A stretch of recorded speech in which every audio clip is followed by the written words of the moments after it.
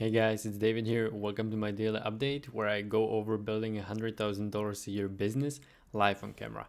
So, how these daily updates usually go is that first I answer your questions or help you with make scenarios.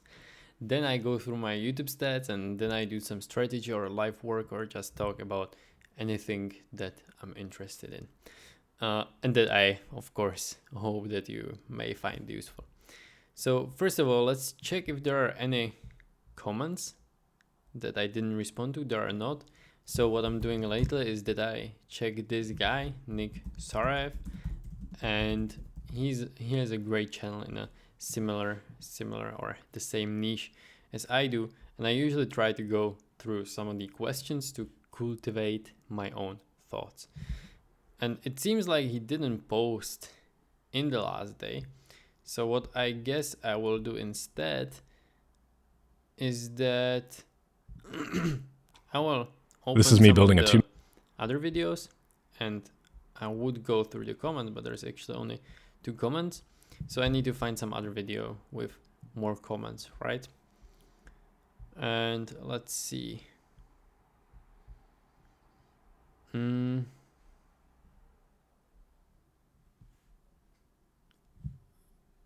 Okay, so one of the questions, I guess, is thoughts on the flood of new AI automation agencies. I mean, even Tai Lopez is pushing this business model now. Lol. Thought of new competition landscape. Is he? Tai Lopez AI agency. Let's see, actually. That's interesting.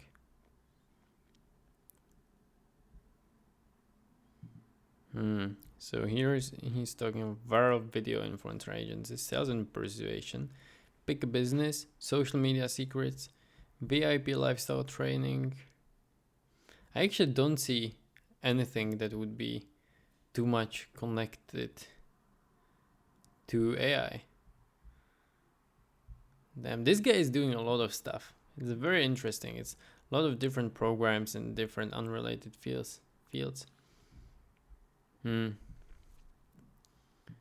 Interesting. But I don't think he's directly pushing. Okay, maybe. Tai Lopez new e-commerce reveals commerce business powered by artificial intelligence. But obviously AI is a buzzword lately.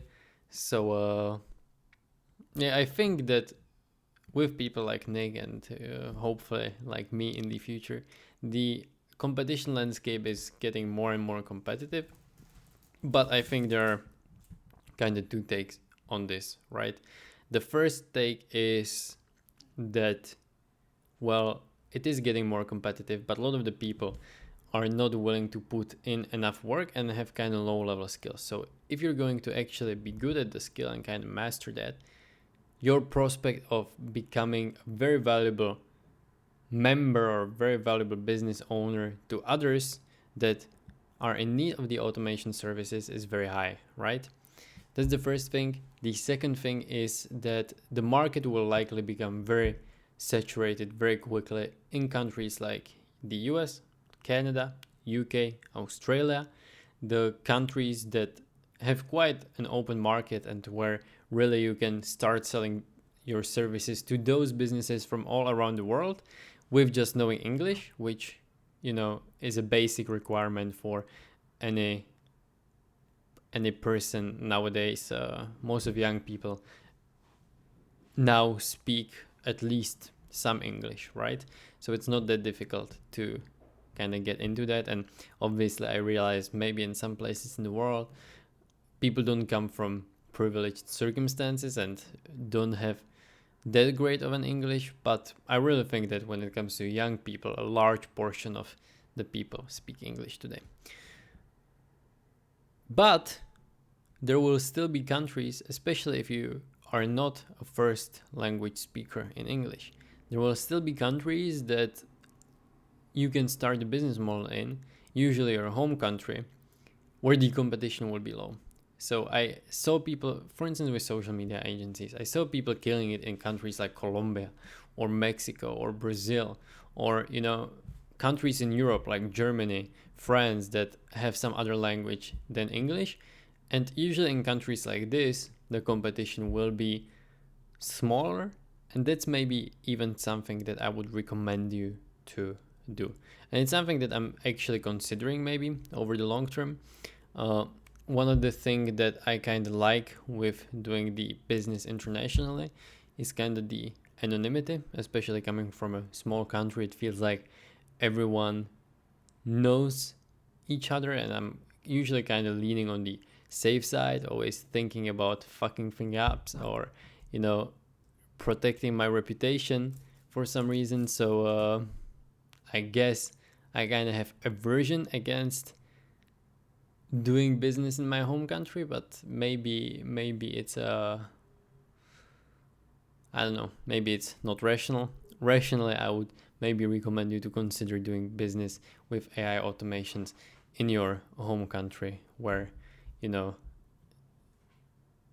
don't have that much of a competition. Hugo is saying, hey Nick, thank you for all the value you've put out for free. At what point did you take the leap to go from a secure job to then fully being reliant on yourself to make money? And how would you do it knowing the good and the bad things that came with that decision? What were your requirements to reach before you did? Think again and may God bless your soul. I will respond to this from my perspective. Sorry, I'm very clumsy today. I will respond to it from my perspective, as I also had a paid job. I was working in sales, and it wasn't job with a bad pay. Sales in general is pretty well paid.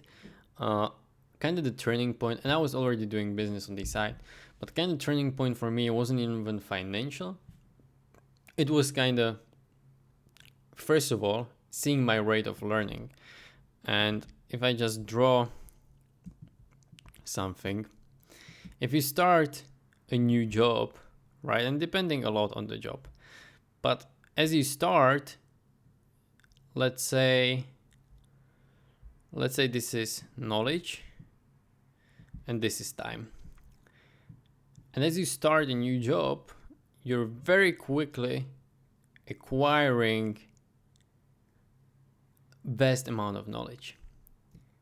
But the curve is getting more and more and more flat, right? And after a certain point in a job, unless you promote or there's space for promotion, you will kind of start to stagnate and your growth will be very slow, if anything. So that was first thing that I kind of started noticing, that I'm not learning that much anymore. And then the second thing is kind of seeing the perspective of the people, right? So I think that's a pretty good estimate of where you will end up if you continue on that path. So what I did was to look around the people that were working with me and how they were doing and what was their performance, if they're making more money, etc. And I was doing car insurance sales, to be exact. And what I actually saw is that people had this big initial growth in the beginning, but then usually they grew very slowly, as I was showing you. And a lot of the times, or most of the people, especially, as they were getting older, because some of the people were 25, 30, 35, etc., their income wasn't increasing. No. It was actually quite the opposite. They usually started the job when they were like 20, had like very quick meteoric rise to a certain point. Then they were maintaining for a very long time. And then with age, their income started to decline as they were getting burned out from doing these sales.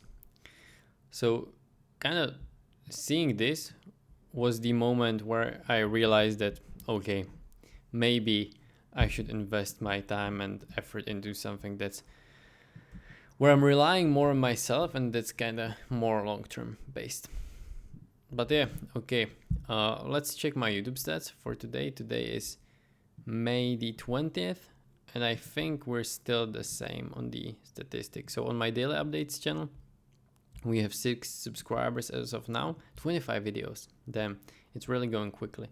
But I think if I look at content, well, analytics, I got 4 views in the last 48 hours, which is, you know, not bad. The views are kind of increasing just a tiny bit again. So that's something that's positive. That's something that's nice. We have 6 subscribers, and when I look at my main channel, we have 217 subscribers. And let's see the analytics. Also, actually seems like the views yesterday were, was it the peak? The highest since April 23rd. The highest in a month. So that's good. Can I see also some other statistics? Maybe content, subscribers. So I'm just checking how many subscribers I'm getting, right? Let's see the last maybe 90 days. Is that a possibility? So it seems like I had some days in here where I got significantly more subscribers. Yeah, I guess I need to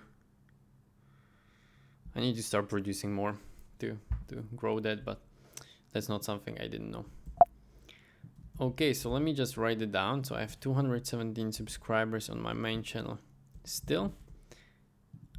And then I still have 6 subscribers on my daily updates channel, which I'm stoked about, to be honest, because for a long time, you know, I had 0, 1 subscribers, 5, 6, and it's just me yapping about random stuff most of the time. And the initial idea was to do just the daily updates for me, so I'm happy that at least someone is watching. And yeah, I think, to be honest, for today, I went through everything that I wanted to. If you have any questions or you want some help with your automations, let me know down in the comment. I will be happy to go over it, and see you guys tomorrow. Bye.